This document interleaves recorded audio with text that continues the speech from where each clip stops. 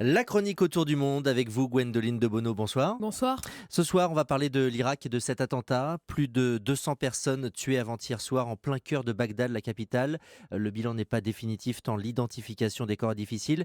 C'est l'attentat le plus meurtrier de l'année en Irak.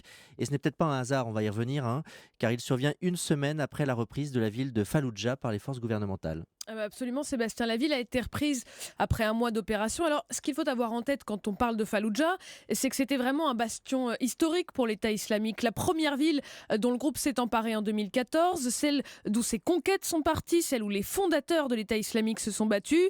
Puis c'est aussi une ville qui est vraiment dans ce qu'on appelle la ceinture de Bagdad, à moins d'une heure de route de la capitale. Et surtout, c'est l'une des dernières localités qui était tenue par l'État islamique dans le pays, l'avant-dernière pour être exact. Aujourd'hui, en Irak, les djihadistes ne contrôlent plus que Mossoul, tout au nord du pays. Alors, qu'est-ce que ça veut dire ?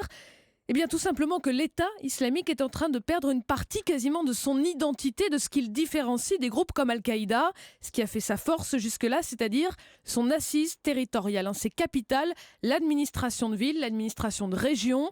Et donc, aujourd'hui, l'État islamique enchaîne les revers militaires, perd du terrain. Et qu'est-ce qui se passe ? Eh bien, on a un groupe djihadiste qui est en train de renouer et de retourner dans la clandestinité, qui adopte le mode opératoire qui va avec, c'est-à-dire des cellules dormantes dans les villes, des engins explosifs placés sur les routes et des attentats d'ampleur comme celui qui a eu lieu en plein cœur de Bagdad. Alors, quel est le but, quelle est la stratégie du groupe État islamique à travers cet attentat ? D'abord, il y a un message qui est très simple. Plus on retourne dans la clandestinité, moins vous êtes en sécurité. C'est extrêmement efficace.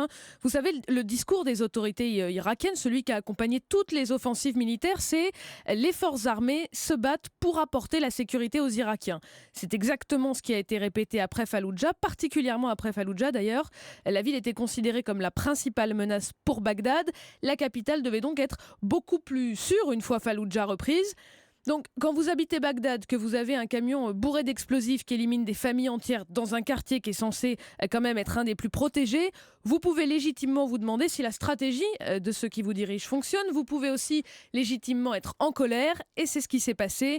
Le Premier ministre irakien Abadi a été hué lorsqu'il s'est rendu sur les lieux de l'attentat. Les habitants ont jeté des pierres et des chaussures sur son convoi. Donc, le bénéfice de la victoire de Falloujah s'est effacé derrière les revendications des Irakiens.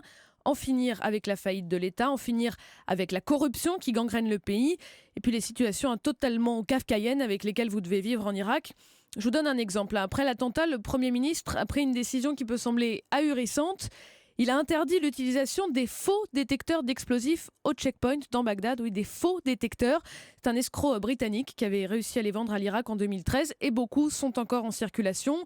Donc, ce qu'on voit, c'est qu'après l'explosion du centre de Bagdad, maintenant c'est le temps de la déflagration politique. Et ça aussi, c'est le but de l'État islamique, fragiliser le plus possible le pouvoir irakien et attiser les tensions entre communautés, entre les chiites et les sunnites accusés en Irak d'être des partisans de l'État islamique. Alors Gwendoline, cela peut-il avoir une influence sur la suite des opérations contre le groupe ? Disons que c'est assez difficile de planifier des opérations militaires quand vous êtes en pleine crise politique.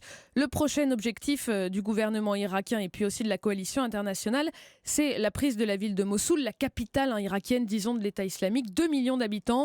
En Irak, beaucoup de militaires, beaucoup de politiques vous le disent, lorsque la bataille commencera, la réponse de l'État islamique sera violente. Il y a le risque de voir de plus en plus d'attentats, de l'ampleur de celui qu'on a vu à Bagdad. Et il est peu probable que le gouvernement irakien ait les moyens de les prévenir. C'était la chronique autour du monde de Gwendoline de Bono. Merci pour ce décryptage, Gwendoline.